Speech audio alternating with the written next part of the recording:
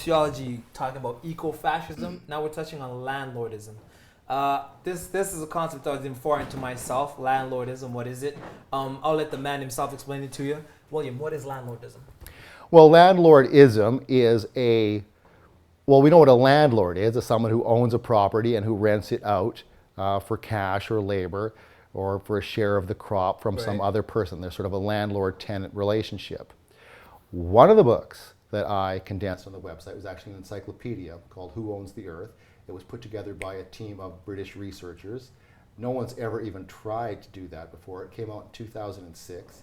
And they go from country to country talking about, just analyzing how land is owned in those various countries, what are the ratios of home ownership to tenancy, to what extent do businesses own the premises out of which they operate, etc. It goes from country to country. It's a bit tainted because the guy's rather polemical, the ultimate author of it, but he does make some very good points. Civilization goes back several thousand years. Right. Until the year 1800 or so, the idea of the masses, like the working masses, owning their own property, unheard of. Up until that time, there was an elite that owned all the land. That's certainly what you saw in Europe, in medieval Europe. A very tiny portion of the population owned all of the land, and anything they didn't own, the king owned. In fact, technically in a lot of those countries, the king owned all the land and basically leased it out to other people. With the Industrial Revolution, this started to change. What we still see is efforts by the landowning community to really restrict the supply of land. As they say, you can train a parrot to be an economist if the parrot can say supply and demand.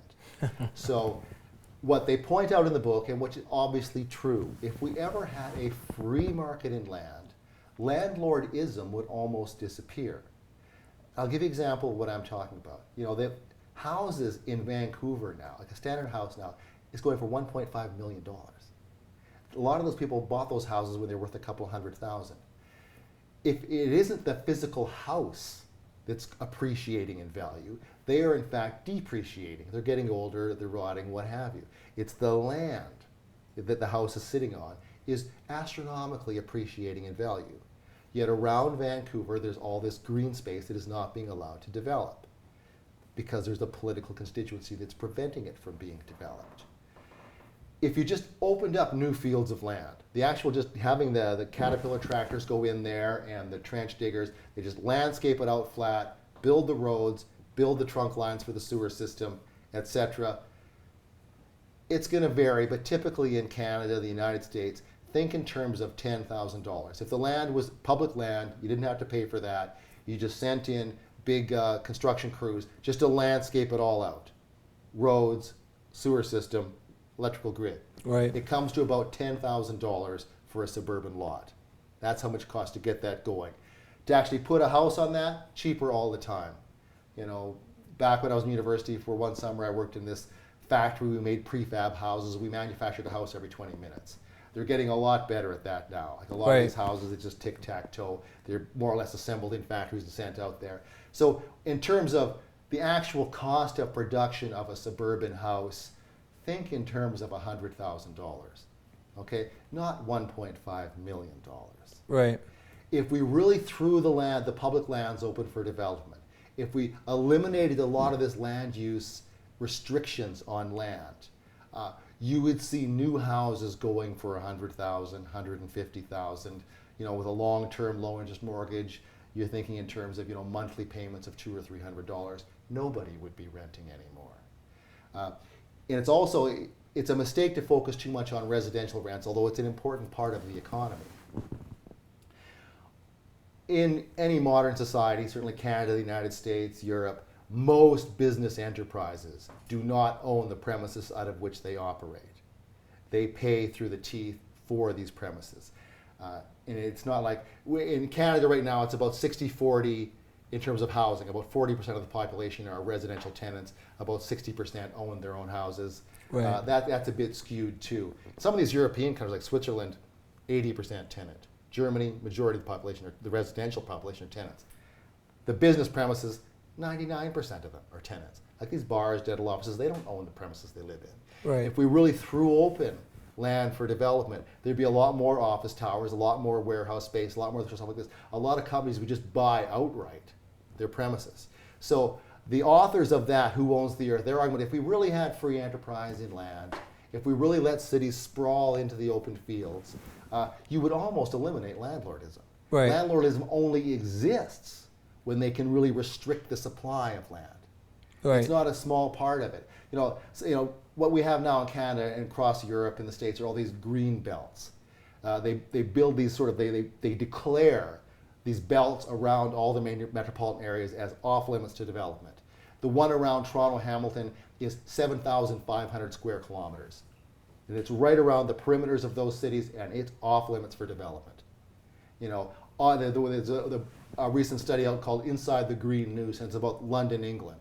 Mm-hmm. And if you look on a map, exactly, they've just totally circled it with off limits for development, green space. This is great news for the guys that own all kinds of, office space and shopping malls, what have you, inside those cities, because they know they've got people trapped. As the population increases, they can demand more and more for rents. It's very much a way to preserve the value and enhance the value of the built-up assets inside those cities. What they don't want to see is those green spaces thrown open for development. Right.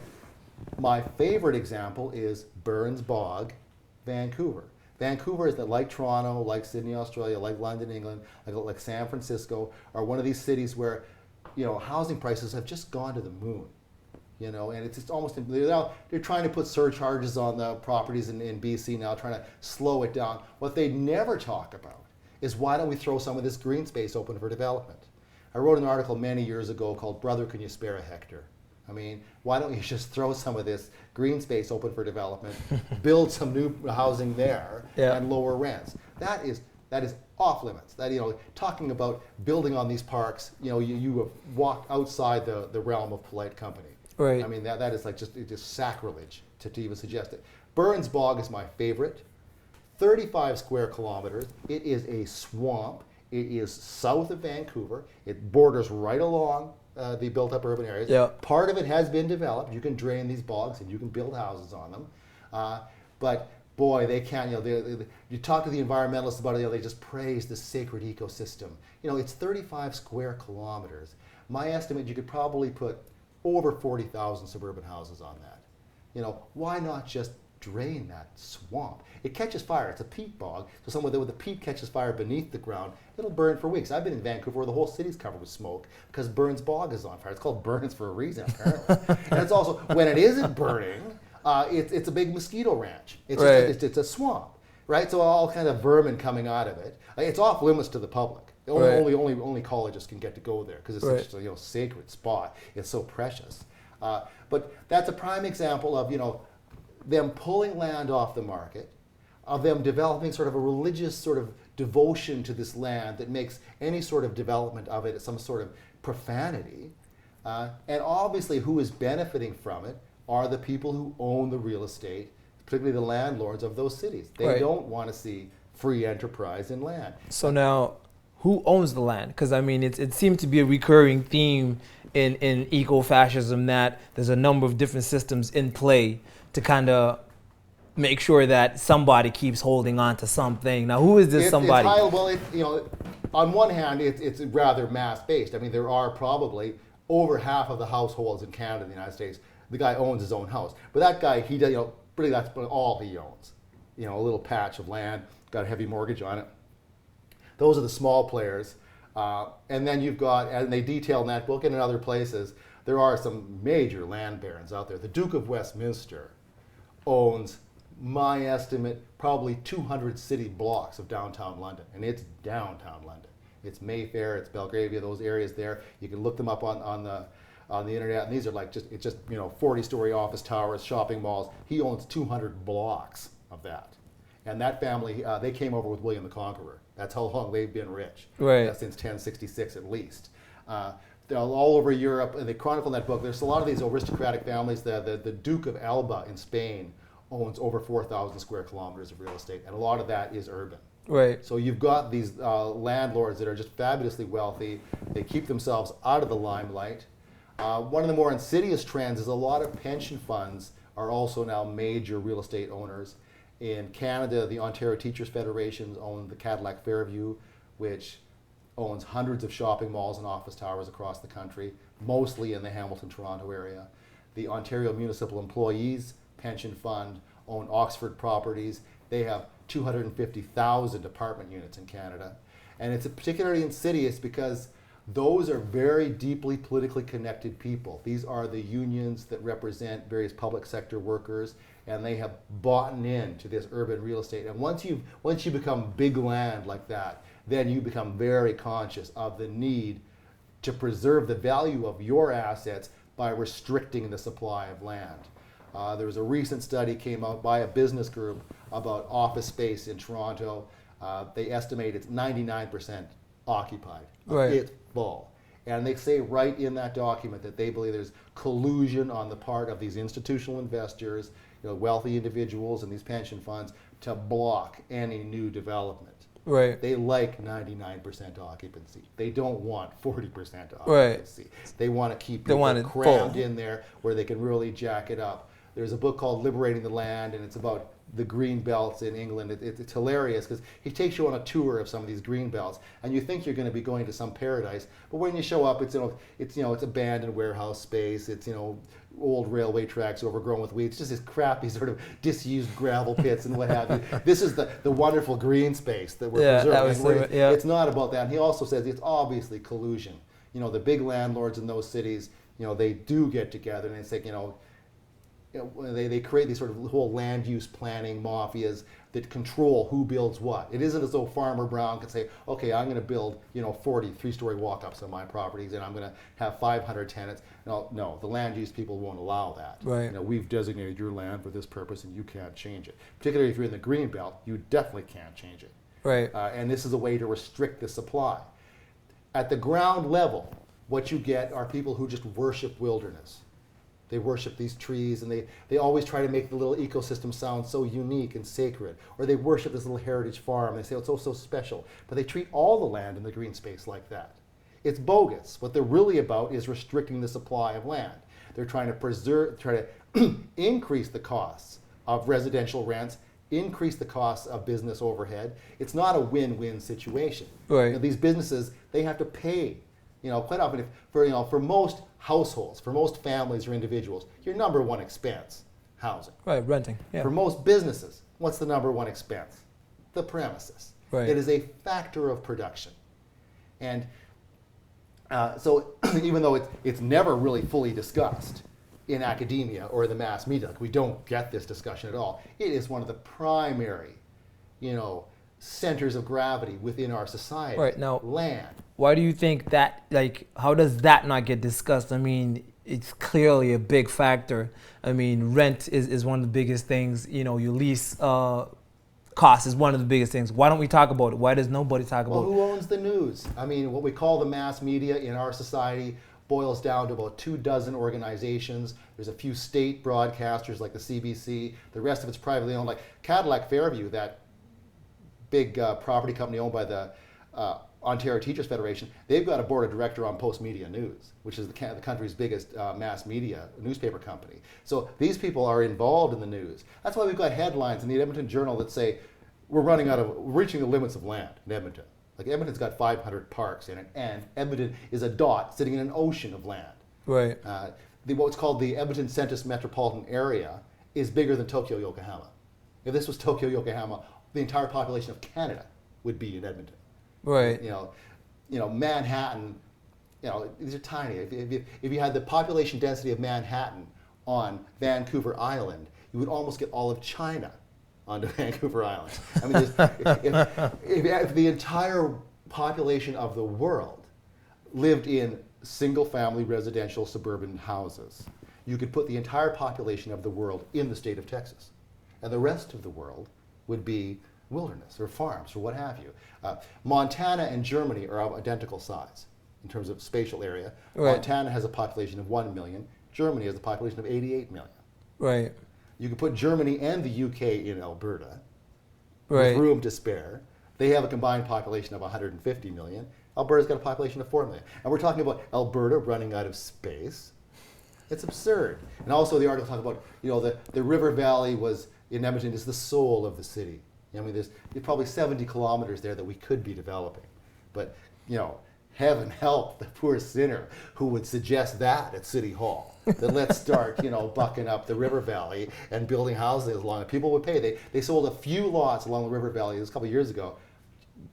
Unserviced bushland, run residential lot, because you could have your own pier. Right. $600,000. Someone paid for that.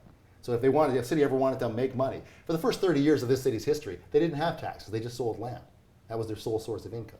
Right. The city is sitting on billions and billions of dollars worth of real estate. If they ever wanted to make a few extra billion, they could just sell some of this land. But of course, the whole sort of landowning mafia, they're very wise to this. Like any sort of acre of land that gets up for sale, they're all over that. Right. They want to know what it's for and how much warehouse space are you increasing it by. During the last oil boom in this city, warehouse space in the city, 100%. There were businesses that could not get going. Right. Unless you wanted to, move to Ponoka or something like that. It was 100%, which is great news if you're a guy who owns a bunch of warehouse space, right? You've got people begging for space. Right, people need it. What they don't want to see is Farmer Brown say, okay, I'm going to open up a square mile of warehouse space, that will not be allowed. So there is this collusion on the part of the landed interests to tightly restrict land supply. It's detrimental to renters. It's detrimental to the construction industry, which is a huge industry. It has a profoundly negative effect. And it just, it's going to extreme degrees right now. I mean, look at the prices of property in Toronto and in Vancouver. It's just mind-blowing. Yeah. But that, the rise of those values of land corresponds to the rise of a social class. The landed interest is reasserting themselves. These aren't two separate things. It means it's evidence of the fact that these guys are getting an increasingly sort of chokehold on the government itself. Right. The government has the choice. They could throw open this land for development. How was the North America developed? Government just threw vast amounts of land open for development. They gave it away free. All of the land in Edmonton. Right. Initially it was like $1 for a lot. Right. Those days are gone. So now, how does that, give us a timeline, kind of just to end things, a timeline of, because I'm starting to notice a bit of a pattern here where you're saying, one particular family's owned land since 10 something and it's now 2016. So, how does something like that start and how did it end up here in Canada? And what is the way around it? How do you combat something like that? Well, you have to look in Europe. There was the Roman Empire. It sort of falls apart into the Dark Ages, and out of that emerges, the Middle Ages, which was very much a land-based aristocratic system. It was highly centralized. A lot of those old families are still there. It isn't like they own every square meter of Europe, but they own a huge portion of it. And I could name probably off the top of my head a few hundred of these old aristocratic families that would count their land holdings in the tens of square kilometers. And a lot of that is urban built-up areas. Those people were never dislodged. They were never dislodged politically or culturally. And they are the nucleus of the environmental movement. Well, we got to look at places like Australia. America was a rebellion against that. As in South America with the Bolivarian Revolution, this was an effort by the oppressed peoples of Europe to escape the landlords. Right. And that's why they came here. There was the initial period with the Puritans, what have you, free land. I'm out of here. And then eventually the European elites, through neocolonialism, underdevelopment, whatever you want to call it, sort of gained control over the American government for a period of sort of the 1830s through to the end of the Civil War. You saw the end of that, the end of westward expansion, the end of giving away free land. You saw the beginning of tenant farming all over New England. And then with Lincoln, Ulysses S. Grant, there was a whole faction of the American politics that said, no way, and they again threw the West open for development, right. And boom, right across the continent. And you saw similar things happen in South America as well. So it's sort of a flux and a flow. But we're in a state right now where much of the world is sitting idle. Right, just open space. 2/3 of the land of Alberta is government owned and completely taken out of production. Now, what can we do about that? Well, expose and oppose. Just develop a consciousness and awareness of what really are the roots of environmentalism, within the landed estate, and to point out that this has a real world negative impact on people. People are paying far more than they should be paying in rent. This is restricting economic development. It is restricting people's freedom. You know, I used to live in Vancouver. You know, they say the homeless population is a certain percentage of the population. Way underestimating it. A place like Vancouver now, I can't imagine. I haven't been there for like 10, 12 years, but the number of people who are sort of sofa surfing or sort of living in people's places and not really having any rights to be there, that's a huge portion of the population. And these people's lives are really being destroyed by a lack of adequate housing. So if you really believe in affordable housing, you really want to throw land open for development. The green space in Greater Vancouver is 4 times the area of the residential space. There's a huge amount of land left undeveloped. You know, so it's about emancipation. That's what the American Revolution was about. It's what the French Revolution was about. It was about throwing the landlords off our backs. The environmental movement is merely the cloak of green that these people have draped around themselves.